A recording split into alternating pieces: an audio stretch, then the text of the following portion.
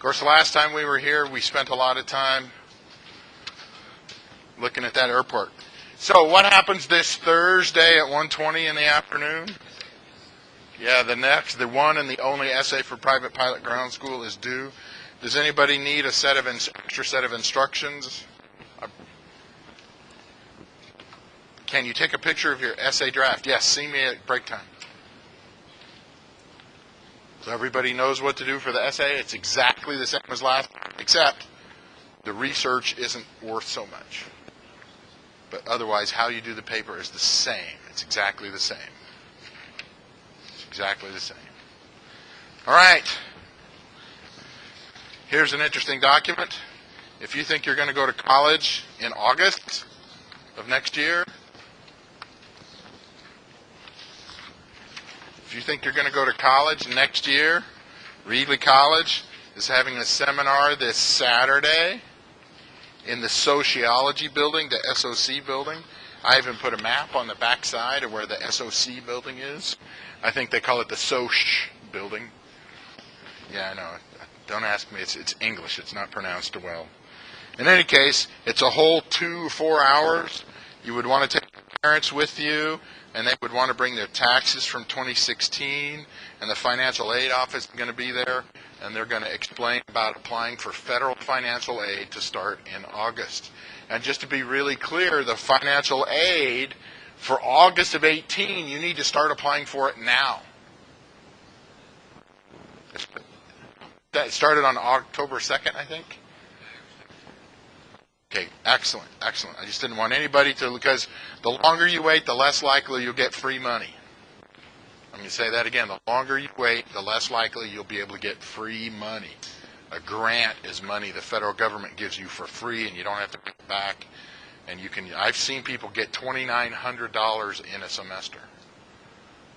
And tuition at Reedley College is only about $800 a semester, so that left $2,000 left over to buy books and pay for gasoline and buy lunch and buy a really cheap, beat-up old Honda Civic. Oh, sorry. In any case, I just wanted to make sure that y'all understood that you can apply for money from colleges. All right. So, last time we were taking notes. We did traffic patterns ad nauseum almost. That's Latin for we did it so much it made you get sick, nauseous. And this is a different picture out of an old book.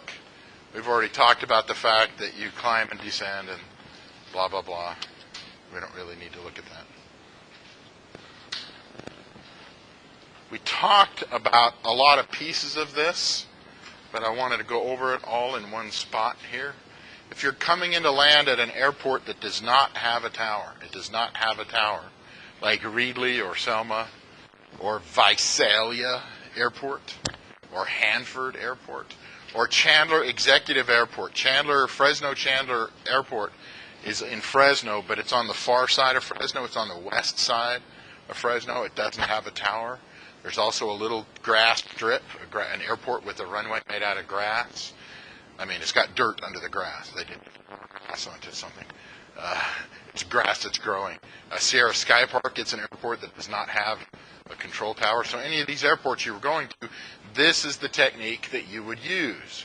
And the first thing you're going to do is when you're approximately, it doesn't have to be exactly at 10, but when you're approximately 10 miles away, you crank in that frequency and you announce your position.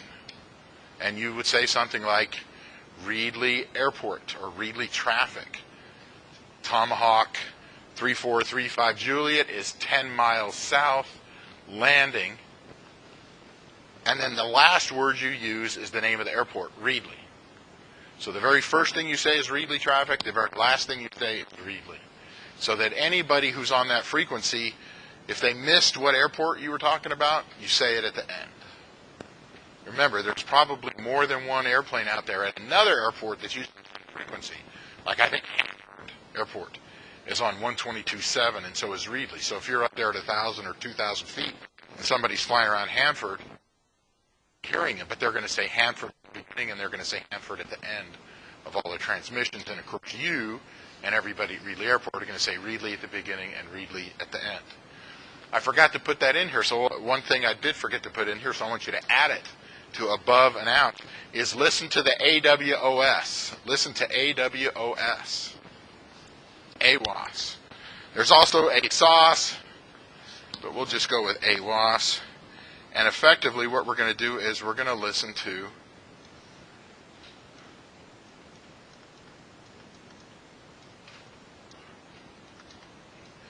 Automatic Weather Observation Service. So there's a computer and a wind and a device that measures how high the clouds are, and it measures what direction the wind is going and how fast it's going, and then it transmits it on a frequency.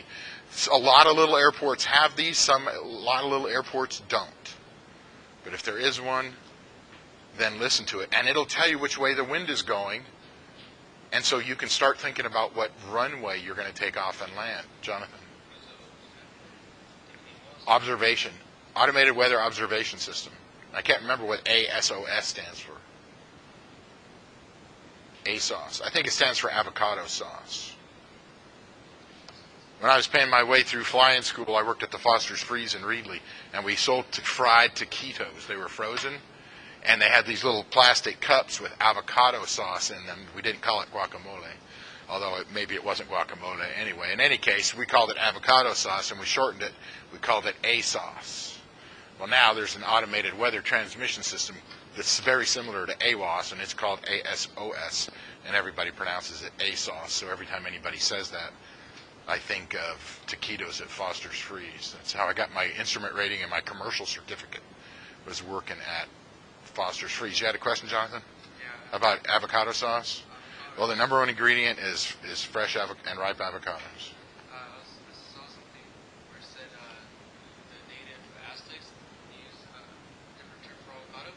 Uh-huh. That's similar, right? Yeah. They call it, was it testicle fruit or something? Testicle fruit, yeah. Native Aztecs called avocados testicle fruit. I'm not sure why, but we can have a fun discussion outside of class. I actually was reading about that, and they found avocado remains inside of a woolly mammoth or a mastodon, which means that 10,000 years ago, there was a big hairy elephant in North America eating avocados. Of course, it was warmer then. So that makes me think that avocados must be, or mastodons and woolly mammoths, are they native to North America, or were they in Europe as well? Oh, we'll have to figure that out after class. All right.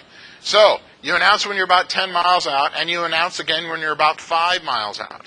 Now remember, let's say for fun, you're flying your Tomahawk, and if you're in a slight descent, or even straight and level, you're probably going pretty close to 90 knots. 90 knots is a little faster than 90 miles an hour. If you were going 60 knots, that means you would go 1 mile in a minute. So to get from 10 miles to 5 miles, that would take you 5 minutes. But that's if we're going 60 knots. If we're going 90 knots, instead of taking 5 minutes, it's going to take you around 3 minutes. So then you call up again, and you're looking at where you are, and you're looking at the chart, and you're estimating, and you say, Reedley traffic, Tomahawk 3435 Juliet, 5 miles south, landing Reedley. And you also have the volume up, and you're listening to see, is there anybody else out there, and are they going to tell you are they going to say what runway they're landing on? All right. Now, the anti-collision lights, you're going to have your anti-collision lights on the whole time anyway, but you're going to double check and make sure they're still on. And you're also going to turn on your landing and your taxi lights if you have them. Why? Does anybody know why would you turn on your landing or your taxi lights when you're less than 10 miles away from an airport? So hopefully someone sees you from the front. Yeah, and hopefully they turn theirs on. So we're going to actually use the landing light and or the taxi light as an additional anti-collision light. We just don't call it that. So, and the same when you take off. You're going to turn it on before you take off, and you're going to leave it on. I turn that thing on. I don't care if it's a towered airport, an untowered airport. But if I think I'm within 10 miles of anything, I'm going to turn that thing on. The worst it can do is burn out earlier than needed. And it's just a light bulb. Even for airplanes, they're pretty cheap. All right. You're going to be thinking about what kind of traffic pattern is getting flown at that airport. And you're going to think about how you're going to enter it. Didn't leave my cell phone in my office. That's terrible. So now I have to turn off the ringer. So you're going to enter, generally, if you know what the traffic pattern is going to be, you want to try to enter it at the traffic pattern altitude, which is generally how high above the ground? It's generally how high? 1,000 feet, unless it says so. If the airport doesn't say anything about the traffic pattern altitude, it's 1,000 feet. What's the other thing? If it's left pattern or right hand patterns, left-hand turns or right-hand turns? Unless it's specified. Okay. So, let's see. So you're going to be thinking about how to enter that traffic pattern. And so if you've got ASOS or AWOS and it tells you what wind direction is, you're going to land into, over the radio talks about landing off of runway 33. You're going to enter, you're going to look and see what's the traffic pattern. Okay, runway 33 at Reedley, that's a right-hand pattern. And you're going to think about how to enter that traffic pattern and not hitting other people. And the 45-degree entry is best. Let me show you what a 45-degree entry traffic pattern looks like. So let's say here's the Reedley International Airport. And let's just say for fun they're landing runway 33, and of course that's right traffic, which is unusual.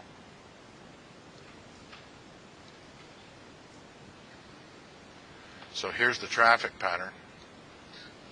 And let's just say for fun we're coming from the south. Well, let's say here's the runway and here's the traffic pattern. And we're coming from the south. Now it's legal to just go straight in, to just line up and then fly straight in and go on final. You could actually call up and say Reedley traffic's Tomahawk 3435 Juliet is on a 3-mile final. And if you can't hear anybody on the radio and you think nobody's out there flying around, you're not going to get in their way, not a problem. But if there's other people already in the traffic pattern, you really need to enter the traffic pattern with the flow of traffic.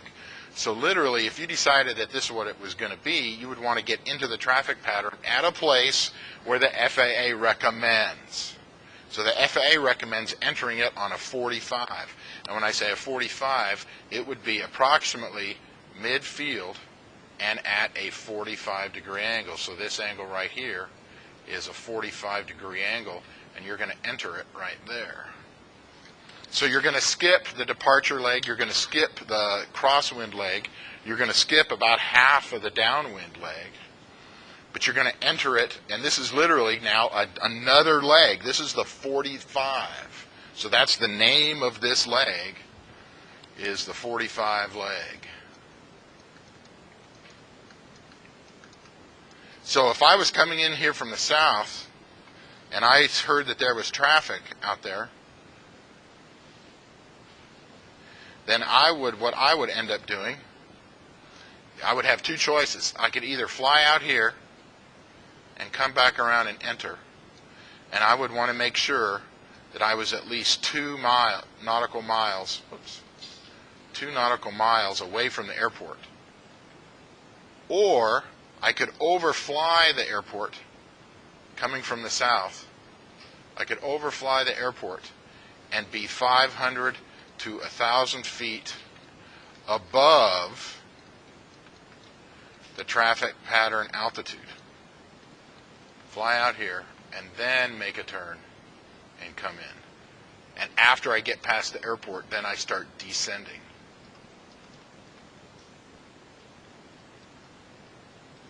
So that by the time I get right here, I'm at the traffic pattern altitude, which it really is 1,000 feet above the ground. Now, both of these are good ways to do it. Just remember, if you're going to overfly the airport, you need to be at least 500 feet above the traffic pattern. Me, I'm going to be 1,000 feet above the traffic pattern. I'm less likely to hit anything. So let's say we were going to fly to Selma. Let's say we were going to take off from Reedley and we're going to fly to Selma. And there's no ASOS or AWOS at Selma. So we don't know what the wind is doing. And as soon as we take off from Reedley, we crank in the CTAF, because it's only like 13 miles to Selma Airport. So we crank in the CTAF frequency for Selma, and we're flying towards it, and we hear nothing. And we're looking straight ahead, and we hear nothing. We're looking straight ahead, and we see nothing. We want to know which runway I should land on, which direction the wind is going. If there's a windsock down there, I'm probably going to have to fly over the airport and look down at the windsock to see what it's doing. So knowing which runway or which traffic pattern to enter, this version over here on the left-hand side, this one won't work because I don't know which way the wind is blowing. I'm pretty much going to have to overfly the airport. I'm going to look down, remember that segmented circle? And there's a windsock or something inside of it.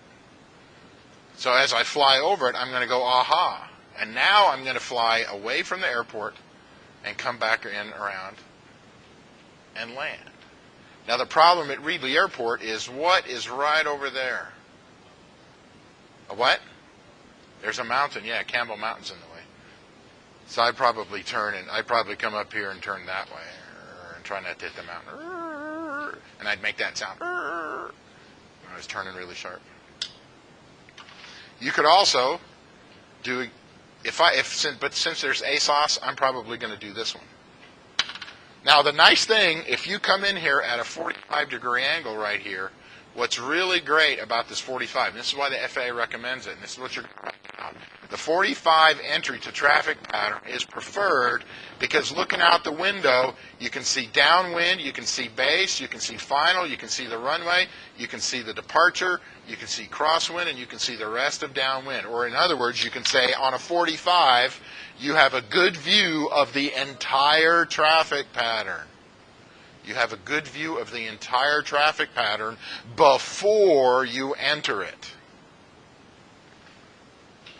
And since most mid-air collisions of little airplanes are in traffic patterns at airports that don't have control towers, this is a fantastic way to avoid a mid-air collision because you can see the entire traffic pattern and you can see if there's any airplanes on the runway. You can even look down and see if there's airplanes going to take off from the runway.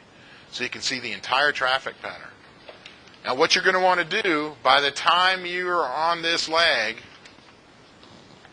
you see this part here, it says at traffic pattern altitude.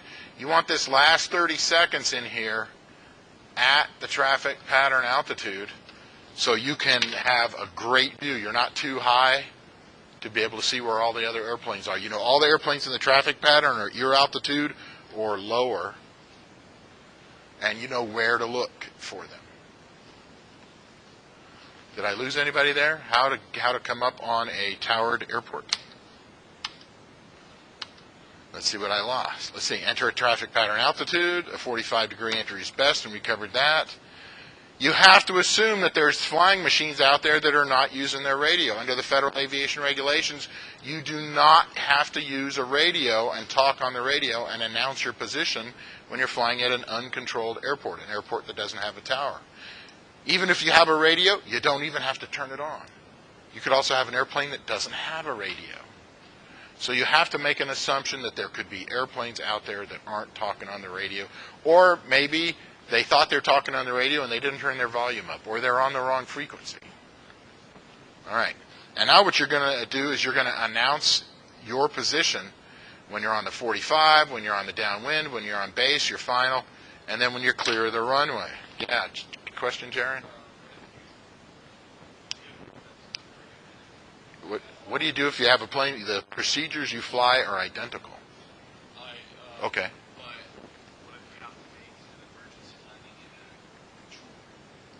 If you have an airplane that doesn't have a radio and you need to make an emergency, you should pick the land has a control tower. Okay.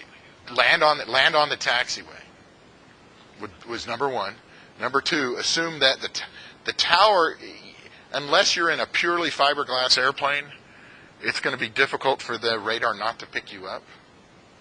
So they're probably going to see you, but there are some towers that don't have radar. So the best thing for you to do is look out there and see where the traffic is and think about the traffic pattern at those runways, because the traffic pattern at towered airports are very similar to the ones we're talking about. Usually if there's jets, the traffic pattern is bigger, and sometimes they tell the jets to stay at 200, 300, 400, 500 feet higher. But the traffic pattern is very similar, so stay out of that traffic pattern. Like, downwind, next to the runway, most of the airplanes are going to be descending and fly under that and then turn and land.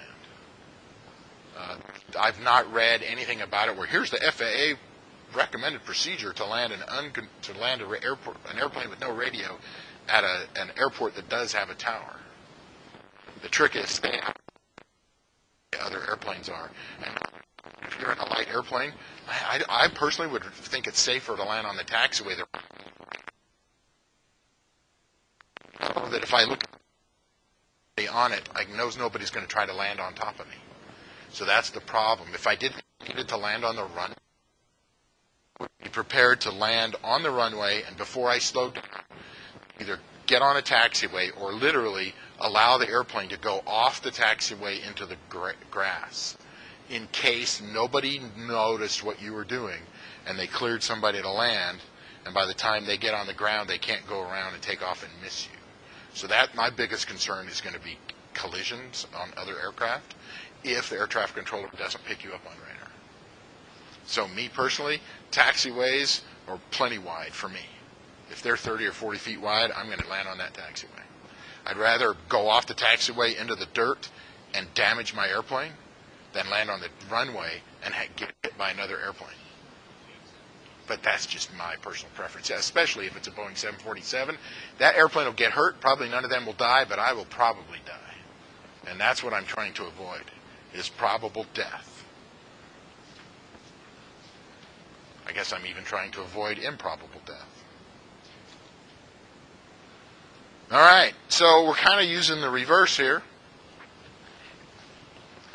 If available,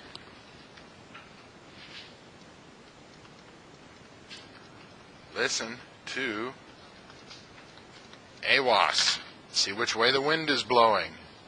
I'm also going to be listening to the other traffic to see what direction, or is there somebody else out there that's taking off and landing, and so I'm going to enter the traffic pattern or take off and land the same way they do. As soon as you get the engine running and you turn on the radios, just before you start taxiing or as you're taxiing, you're going to announce on the radio, Reedley traffic, Tomahawk 3435 Juliet, taxiing to take off runway 33. So if there's anybody out there flying around in the traffic pattern practicing takeoffs and landings, they're going to go, aha, there's another airplane that's going to enter the pattern pretty soon. I'm going to start paying attention. Or they're 5 or 10 miles away and they go, aha, somebody's going to take off here in 5 or 10 minutes. You're going to have the anti-collision lights on when you start the engine, and in my airplane, on my takeoff checklist, things to do just before takeoff, it says turn on the landing and the taxi lights. Again, to help make sure other people can see me. What I also do, this last one down here, is my instructor taught me this when I learned to fly out at Reedley, is do a full 360-degree turn at the end of the runway, just before you taxi out, and you especially look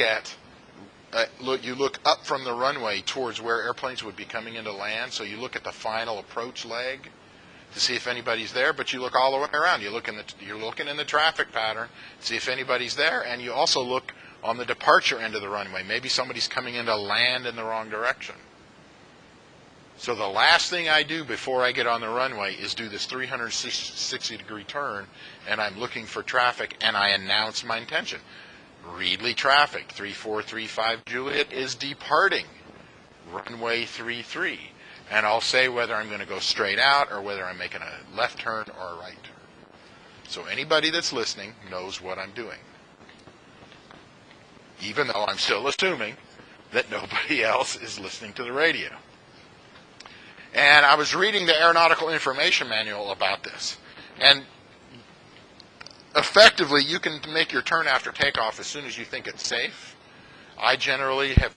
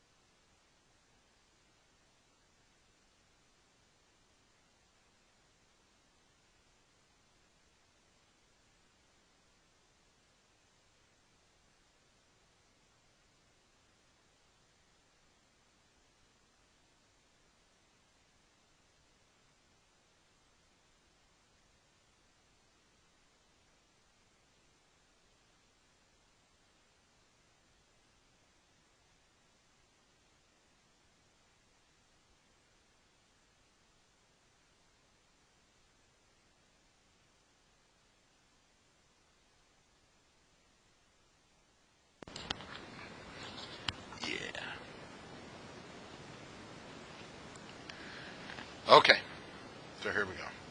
So you get the traffic pattern altitude before you turn, and the AIM is recommending that you not make any turns until you're at least 2 miles away from the airport. Because it's thought of, if you're within 2 miles of the airport, that's where the airplane are on final, descending, climbing, making turns, traffic pattern. And if you're past 2 miles, then the airplanes aren't going to be there.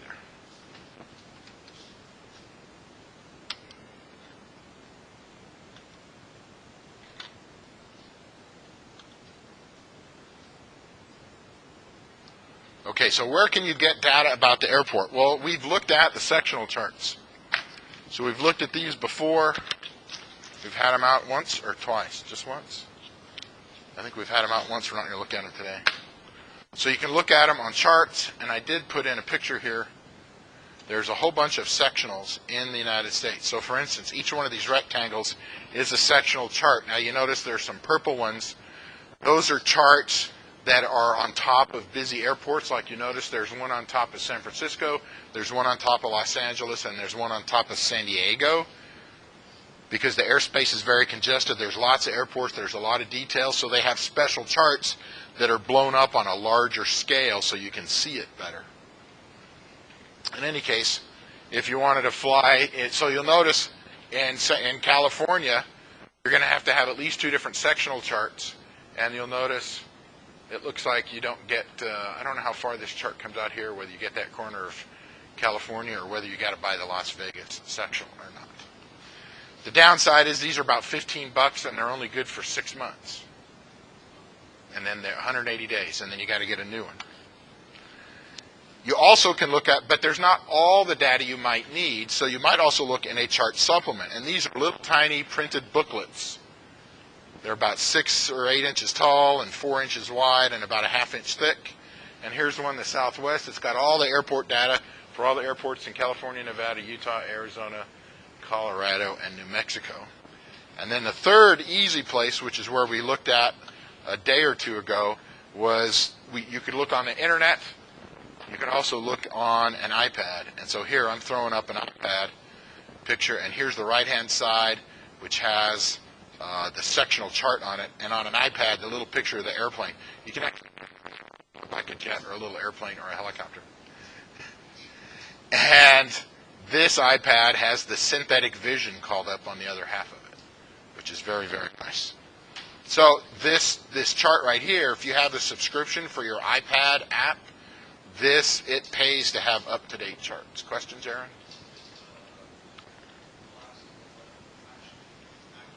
Is the glass display on the left actually accurate? It can be. If you don't buy the extra box, then it won't know that the airplane is banking left and right. So the attitude indicator part of this is incorrect. And the airspeed indicator, where here it says 174, this isn't airspeed over here. This 174 is ground speed. Okay? And this altitude over here, this is not the altitude that would be the same as your altimeter. This is your GPS altitude. So this would be your true altitude above mean sea level, which even if you set your altimeter correctly, remember altimeter settings don't correct for non-standard temperature.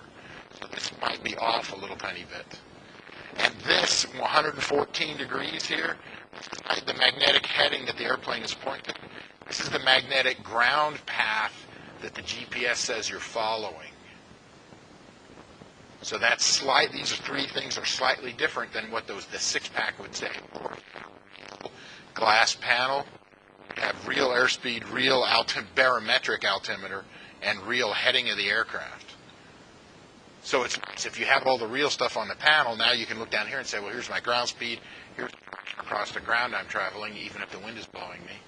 And here's the GPS altitude, which is probably going to be close to the altitude shown on your altimeter. Question, Brian?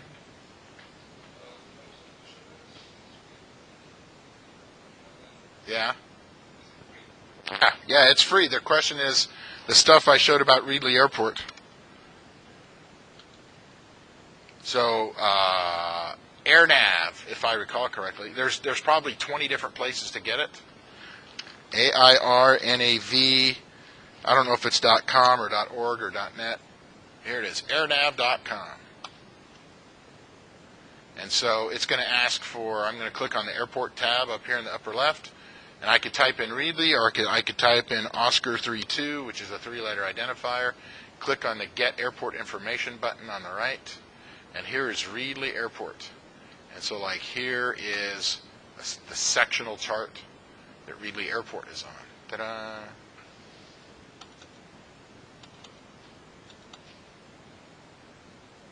It'll come back in a second.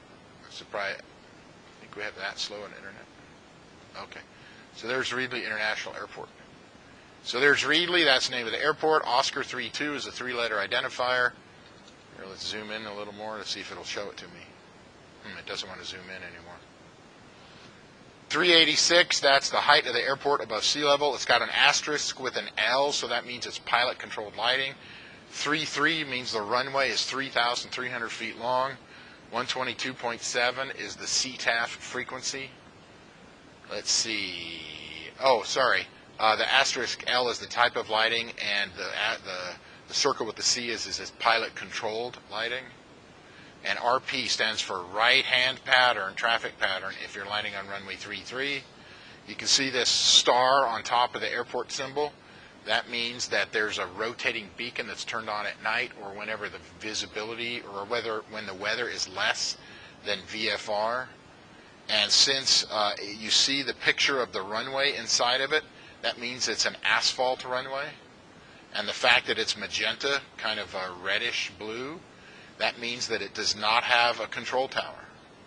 So here, if we look at Fresno Airport, it's blue, so it has a control tower.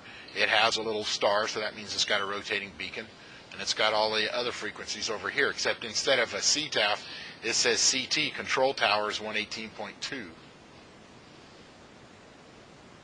That answer your question all right, Brian? So yeah, this is free. So I can go back, and it tells you a lot of stuff about the airport, more than the FAA would tell you. It says airport operations averages 90 per day. Well, that includes takeoffs and landings. So if one airplane goes out there and does 10 takeoffs and landings, that's 1/10 of it, or 1/9 of it. I'm surprised that it averages 90 a day.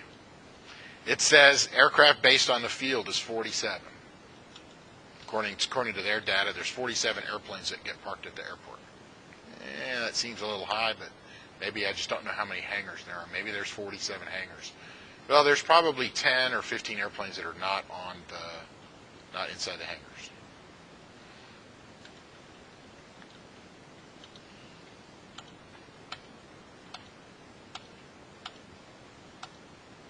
So 3 places to get airport data: a sectional chart, the chart supplement booklet, or off of the internet/iPad electronically. So I already looked at that. So ATIS. So you're going to write down these 4 words: Automatic Terminal Information Service, because that's what it stands for.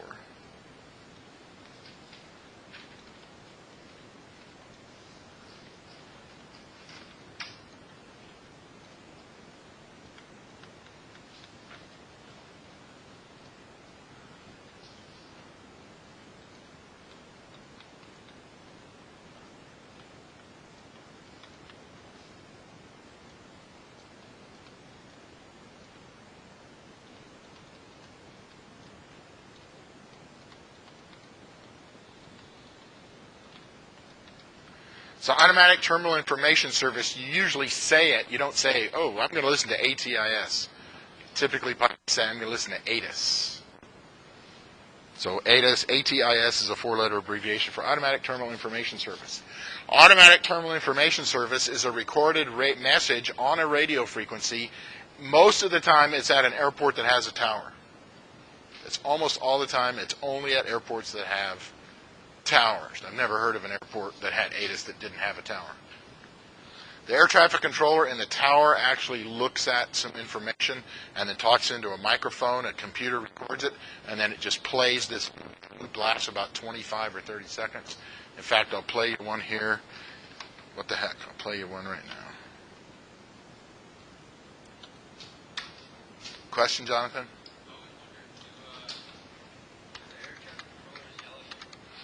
No, they laugh when after they let go of the key and they're not transmitting it anymore. They go, ha ha. Even if you do mistake. Oh, especially when you make a mistake, they laugh at you. Oh, did they ever holler at you? That's pretty much no. I mean, there's always a story out there of some air traffic controller that got stressed out and hollered at somebody over the radio, but I have never heard air traffic controller get upset. So there's this really cool website. There it is, liveatc.net. This is free, liveatc.net. And I'm going to type in FAT, which is the Fresno Air Terminal. And I'm going to go down here to the KFAT ATIS, Automatic Terminal Information Service. And there's like 3 different ways to listen to it.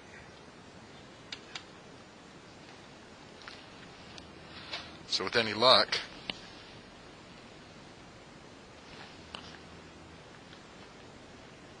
I can play ATIS.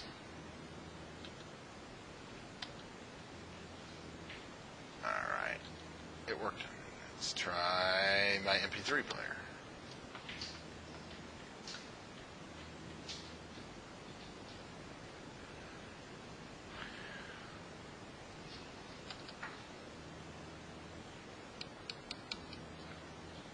And it worked.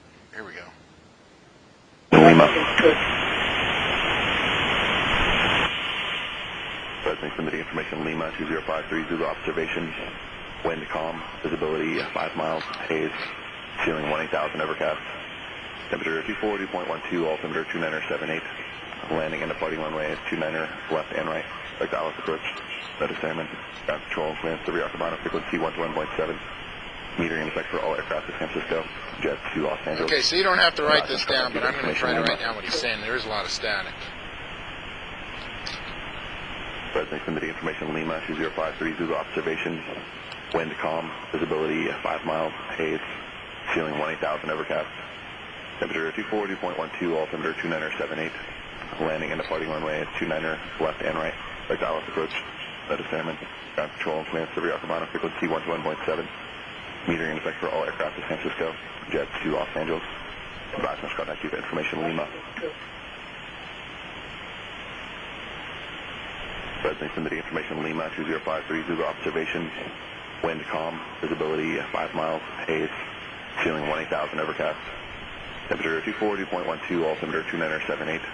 Landing and departing runway is 29er left and right. Like Dallas approach. Notice airman. Ground control, clearance to Rio frequency 121.7. Metering in effect for all aircraft to San Francisco. Jets to Los Angeles. Advise must contact you for information Lima. President submitting information Lima 2053 Zulu observation. Wind calm, visibility 5 miles, haze, ceiling 18,000 overcast. Temperature 240.12, altimeter 2978. Landing and departing runway is 29er left and right. Like Dallas approach. Notice airman. Ground control, clearance to Rio frequency 121.7. Metering in effect for all aircraft to San Francisco. Jets to Los Angeles. Advise must contact you for information Lima. President submitting information Lima 2053 Zulu observation. Wind calm, visibility 5 miles, haze, ceiling 18,000 overcast. Temperature 240.12, altimeter 2978. Landing and departing runway is 29er left and right. Like Dallas approach. Notice airman. Ground control, clearance to Rio frequency 121.7. Metering in effect for all aircraft to San Francisco. Jets to Los Angeles. Advise must contact you for information Lima. President submitting information Lima 2053 Zulu observation. Wind calm. It's pretty staticky. It's usually not that bad. I couldn't quite catch the altimeter setting. So the ATIS, they record a new ATIS about once every hour, but if the weather changes, they'll do it more often, and they identify it with an alphanumeric letter like A, B, C, D, E, G, J, K, L, M, N, O, P, Q, R, S, T, U, except they say the letter out loud, and the alphanumeric, the phonetic alphabet in aviation, the letter L, say Lima as in Lima, Peru, or as in lima beans, my least favorite vegetable of all time. Anybody ever had a lima bean? No one's ever had a lima bean? Not that it's the worst thing to eat in the world. I think raw sea urchin or uni, I've had that once. I really don't want to try it again. The texture was slimy. I didn't puke, but I sure thought about it. In any case, I don't like lima beans. But we don't call them lima. It's pronounced lima.